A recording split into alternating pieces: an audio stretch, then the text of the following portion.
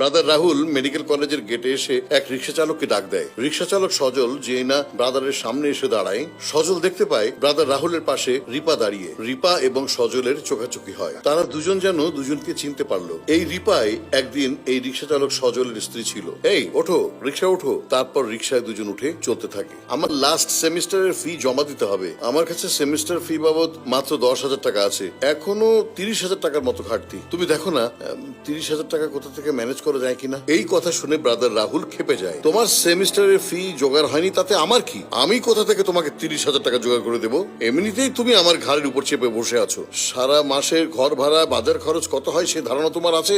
আবার তোমার পড়াশোনার খরচও আমাকে দিতে হবে। এর আগে যেভাবে পড়াশোনার খরচ ম্যানেজ করতে, এখনো ঠিক সেভাবে ম্যানেজ করো। তোমার যদি খুব বেশি টাকা দরকার হয় তাহলে মানুষের কাছে হাত পাতো। ব্রাদার রাহুল আর রিপার মাঝে যখন এই কথাগুলো চলছিল তখন রিক্সা চালক সজল সব কথাই শুনছিল।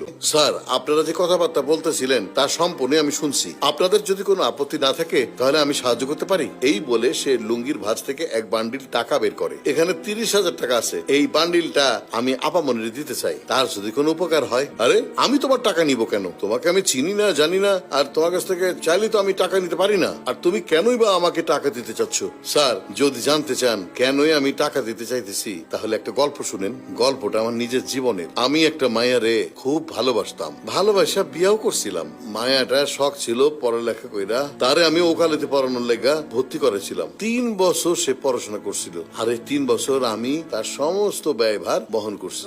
যখন যা লাগে তার সব প্রয়োজন মিটাইছি। দিন রাত 24 ঘন্টা মাথার ঘাম পায়ে ফেলায়া টাকা বোঝন করছি রে। তার পড়াশোনা চালাতে গিয়া আমার অনেক টাকা লোনও করতে হয়েছে। কিন্তু 3 বছর পর আমার বউ আর একটা উকিলের লগে প্রেম কইরা আমাকে ছাইরা চলে যায়। এই টাকাটা আমার বউয়ের লাস্ট সেমিস্টারের ফি ছিল। টাকাটা আমি তারে দিতে পারি নাই, এই জন্য টাকাটা সাথে নিয়েই ঘুরতেছি। আমার তো এত টাকা প্রয়োজন হয় না, একা মানুষ কোন রকমের দিন কাটা যায়। এই টাকাটা যদি আপনি নেন আর এই টাকা দিয়ে আপা মনে যদি কোনো উপকার হয় তাহলে আমার মনটা খুব খুশি হইব। সজল যখন এই কথাগুলো বলছিল রিপা সজলের দিকে তাকিয়েছিল, কিন্তু সে মুখে কিছুই বলছিল না। হ্যাঁ, আমি ঠিক আছে, আমি টাকা তোমার থেকে নিতে পারি, কিন্তু সময় মতো আমার কাছ থেকে টাকাটা ফেরত নিতে হবে। তোমার ঠিকানা দাও, আমি সময় মতো তোমার বাসায় গিয়ে টাকাটা ফেরত দিয়ে আসবো। শোনো রিপা, তুমি এই রিক্সা চালকের টাকাটা পরিশোধ করে দিও। এরপর সজল ব্রাদার রাহুলকে টাকা দিয়ে রিক্সা চালিয়ে চলে যায়। সজলের চোখে পানি, অন্যদিকে রিপার চোখেও পানি। কেউ বুঝলো না সজলের সেই স্ত্রী এই রিপাই, যে কিনা অর্থের লোভে